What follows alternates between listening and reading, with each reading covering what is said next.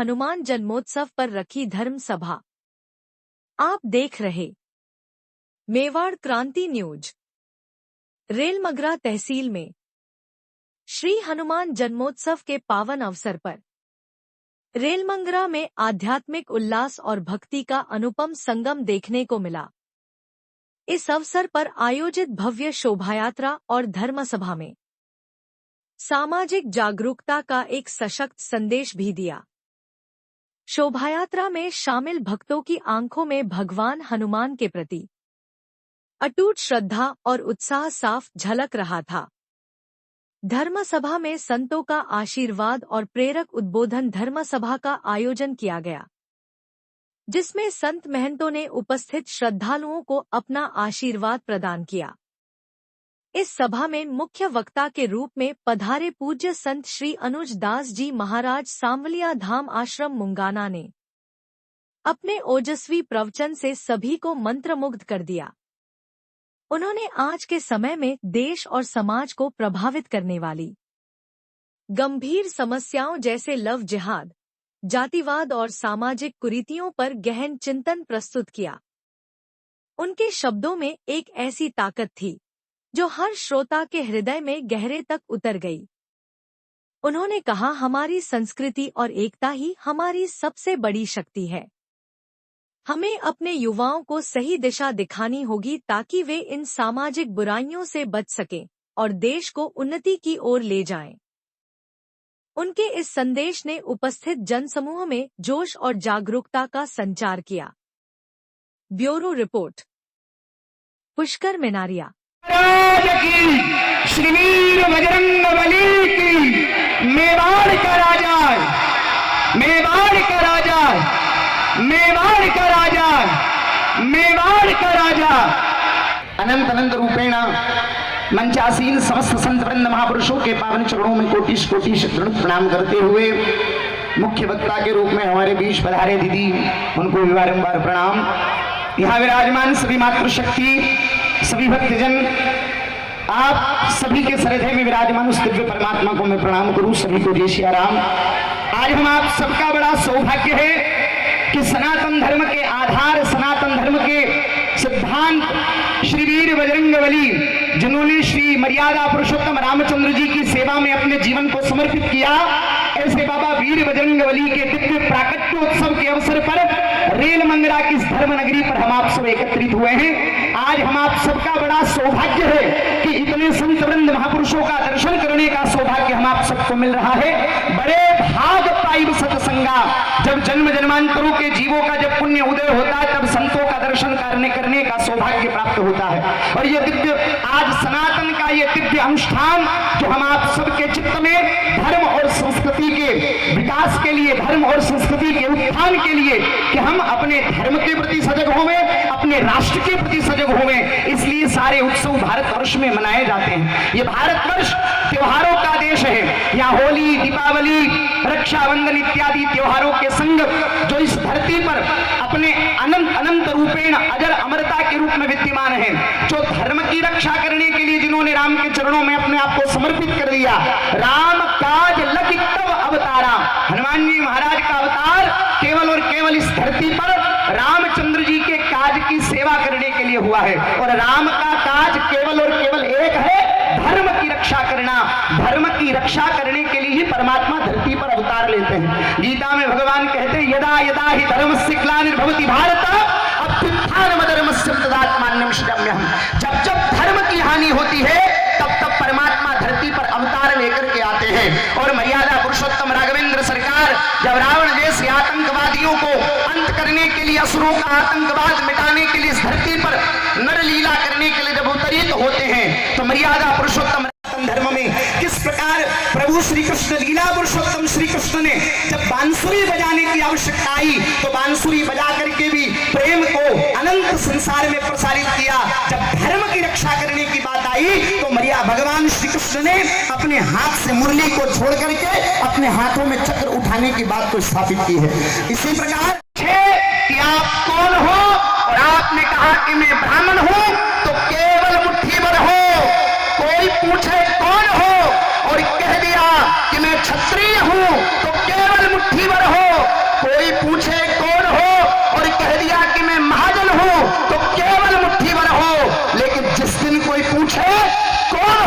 और एक स्वर में आवाज निकले कि मैं सनातनी हिंदू हूं, तो पूरे भारत में 100 करोड़ की आबादी हमारी। एक संगठन के नीचे हमें, एक सत्ता के नीचे, राम के छत्र के नीचे हमें आना होगा। आज मर्यादा पुरुषोत्तम रामचंद्र जी अगर अयोध्या के राज सिंहासन को छोड़ करके अपने पिता के वचन को पूर्ण करने के लिए निकले, तो राम राज्य की स्थापना करने के लिए निकले। अयोध्या की राजगद्दी पर बैठ करके मर्यादा पुरुषोत्तम रामचंद्र जी राम राज्य की स्थापना नहीं कर सकते थे। राम राज्य की स्थापना करने के लिए भगवान मर्यादा पुरुषोत्तम रामचंद्र जी ने सबसे पहले समूचे विश्व को एक छत्र के नीचे ला करके रखा है। कौन भीलों को गले लगाया, भीलनी शबरी के झूठे पैर पा करके जात पात की झूठी बात को मिटाया और समग्रता को गले लगा करके मर्यादा पुरुषोत्तम प्रभु श्री रामचंद्र जी ने सनातन का राम राज्य का बिगुल बजाया और वही संपूर्ण विश्व में एकता के साथ दिव्य राम राज्य की स्थापना को रखता है। आज महाराज किसी भी धर्म को, किसी संस्कृति को, किसी संस्कार को अगर भ्रष्ट करना है तो सबसे पहले परिवार को और शिक्षा को भ्रष्ट करने का षड्यंत्र मुसलमानों के काल में भी हुआ, ईसाइयों के काल में भी हुआ। जब इतिहास पढ़ाया जाता है तो क्या कहा जाता है इतिहास में कि महाराज हमारे ऊपर मुगलों ने आतंक मचाया, मुगलों ने हमें भारत पर महाराज आतंक मचाया, ईसाई अंग्रेजों ने भारत को गुलाम बनाया। पर विचार करिए, इतिहास के पन्नों से, वर्तमान के सनातनियों के दिमाग से वो बात को मिटा दिया गया। तो कौन थे ईसाई, कौन थे मुगल? सीधी सीधी बात, इस भारतवर्ष को गुलाम बनाने वाले वो मुगल, वो मुसलमान थे और वो अंग्रेज ईसाई थे। अब विचार करिए इतिहास क्या पढ़ाया जाता है। महाराज अकबर महान, बाबर महान, हुमायूं महान, तो महाराणा प्रताप कौन थे, वीर शिवाजी कौन थे? इनका इतिहास हमें कौन पढ़ाया जाए, कौन पढ़ाएगा? अपने बच्चों को धर्म और संस्कृति से जोड़ने के लिए संतों की शरण में ले जाना अति आवश्यक है। भारत में 100 करोड़ हिंदुओं की संख्या है, पर विचार कर लीजिए, जब मंदिर में पुजारी जब आरती करते हैं तो इलेक्ट्रॉनिक मशीन बजा करके आरती करनी पड़ती है, तो भारत के 100 करोड़ हिंदुओं की नाक जड़ से कट करके गिर जाती है। क्यों हम मंदिर नहीं जाते? क्यों हम संतों के पास नहीं जाते? क्यों हम धर्म सभाओं में नहीं जाते? उसका मूल कारण केवल और केवल हमने ये ठान लिया है कि हमारी रक्षा तो सरकार करेगी, हमारी रक्षा पुलिस करेगी। क्यों करेगी? सरकार किसकी बोले हमारी, बोले सुनती किसकी, बोले उनकी।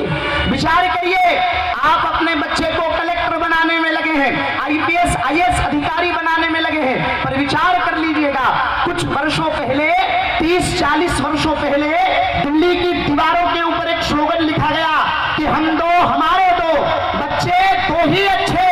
ये अभियान चलाया, कोई कानून नहीं बना, लेकिन हिंदुओं के दिमाग में ये बात इस प्रकार से घुस गई कि एक बेटा और एक बेटी।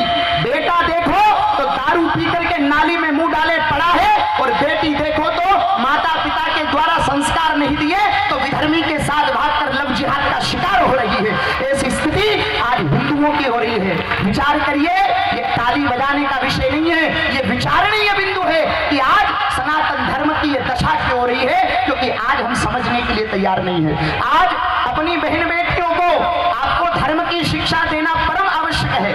आज लव जिहाद जैसी घटना इस भारतवर्ष में घटित होती है, लिंग जिहाद जैसी घटना इस भारतवर्ष में घटित होती है। इसका मूल कारण क्या है कि आज का सनातनी सोया हुआ है, अपने बच्चों के प्रति सोया हुआ है। केवल बच्चे पैदा करना ही माता पिता का कर्तव्य नहीं होता। अगर औलाद पैदा करना ही माँ बाप का कर्तव्य होता तो ये पशु पक्षी भी बच्चे पैदा कर रहे हैं। विचार करिएगा, संतान को जन्म देने के बाद वीर, साहसी, राष्ट्र प्रेमी और संस्कारवान अपनी औलाद को बनाना, यही माता पिता का कर्तव्य है और वही माता पिता है। अन्यथा वो माता पिता नहीं, वो शत्रु और बैरी के समान है। माता शत्रु पिता बैरी, जैन बालो न पाठिता। जो माता पिता अपने बच्चों को धर्म और संस्कृति की शिक्षा नहीं देते, वो साक्षात अपने बच्चों के शत्रु हैं। इस बात पर विचार करिएगा। हिंदुओं ने क्या ठान लिया? अरे मेरा बेटा पढ़ लिख लेगा, अमेरिका में नौकरी करेगा, एक मकान तो अमेरिका में मेरा बेटा बना लेगा और एक मकान मेरा भारत में ही है, और भारत में अगर कुछ होता है तो मैं अपने बेटे के पास चला जाऊंगा। विचार करिए, ऐसी स्थिति आज हिंदुओं लोगों की मानसिकता हो चुकी है। अगर 10 हिंदुओं की गली के भीतर एक मुसलमान परिवार रहता है तो वो घर घर भाईजान भाईजान कह करके घूमता है। 10 घर में सबसे पहले नूता उसको लगता है, पर 10 मुसलमानों के घर के बीच में अगर एक हिंदू का घर है तो 6 महीने के भीतर उसे उस कॉलोनी को छोड़ करके पलायन करना होता है। ये स्थिति आज वर्तमान में भारत की हो चुकी है। भारत में हिंदू 10 राज्यों में अल्पसंख्यक हो चुका है। महाराज अत्याचार हुआ, उसका जिम्मेवार कौन है? तब वो बहन कहती है कि आज मेरे साथ जो अत्याचार हुआ उसके जिम्मेवार मेरे माता पिता है। क्यों माँ बाप को जिम्मेदार ठहराती है? क्यों माता पिता को दोष देती है? माँ बाप ने कहा था कि धर्म की, संस्कृति की, माता पिता की इज्जत की पगड़ी को कुचल करके भाग जाना। क्यों ऐसी स्थिति माँ बाप के माथे मढ़ती है? तब वो बेटी कहती है कि मैं उस मुस्लिम लड़के के प्रेम जाल में 1 साल से हूं और उस 1 साल में उसने मुझे कुरान पढ़ना सिखा दिया, उसने मुझे 5 वक्त की नमाज पढ़ना सिखा दिया, उसने मुझे बुर्का पहनना सिखा दिया। पर मेरे माँ बाप पर धिक्कार है। 18 साल तक अपने माँ बाप के पास रही, पर मेरे माता पिता ने हनुमान चालीसा का पाठ तक नहीं सिखाया, हनुमान चालीसा का पाठ तक नहीं सिखाया। ये बात माता पिता को विचार करने योग्य है। ध्यान, कॉन्वेंट स्कूल में पढ़ने के लिए भेजते हैं और वहां आमीन आमीन करना सिखाते हैं। धर्म परिवर्तन की शिक्षा, माता पिता के विरोध में खड़ा होने की शिक्षा इन ईसाई मिशनरियों द्वारा प्रदान की जाती है। सावधान हो जाइएगा। आज हमारी बहन बेटियों को संस्कार से च्युत किया जा रहा है, संस्कारों से भ्रष्ट किया जा रहा है। इसका जिम्मेवार कौन है? यह लव जिहाद जैसी घटनाओं का जिम्मेवार कौन है? हमारी भोली भाली बहनों को बरगला करके किस प्रकार धर्मांतरण करने के लिए, धर्म परिवर्तन करने के लिए प्रेरित किया जाता है। वो हिंदू बहन बेटियों को क्यों लव जिहाद के चक्कर में फंसाते हैं? ये बॉलीवुड दिखाता है महाराज करीना खान जैसी महिलाओं के चरित्र, जिससे हमारी हिंदू बहन बेटियों को धर्म परिवर्तन करने के लिए और महाराज लव जिहाद के चक्कर में फंसने के लिए प्रेरित किया जाता है, जिससे कि भारत की हिंदू बहन बेटियां तैमूर और जहांगीर औलाद पैदा करे। ध्यान रखिएगा, अपनी रक्षा करना है। वो महारानी लक्ष्मीबाई अपने हाथ में खड़ग लेकर के असुरों के, आतंकवादियों के, उन अंग्रेजों के महाराज छक्के छुड़ाने के लिए अपने बच्चे को पीठ पर बांध करके चल पड़ी थी। महाराज ऐसी शिक्षा अपनी बेटियों को दीजिए। धर्म और संस्कृति से अपने बच्चों को जोड़ने का प्रयास कीजिए। अच्छी पुस्तकें अपने घर में रामायण रखिए, अपने घर में भागवत रखिए, अपने बच्चों को रामायण पढ़ाइए, राम कृष्ण की चर्चा सुनाइए, ताकि आपके बच्चों के भीतर अच्छे संस्कार आ सके, धर्म की शिक्षा आ सके। विचार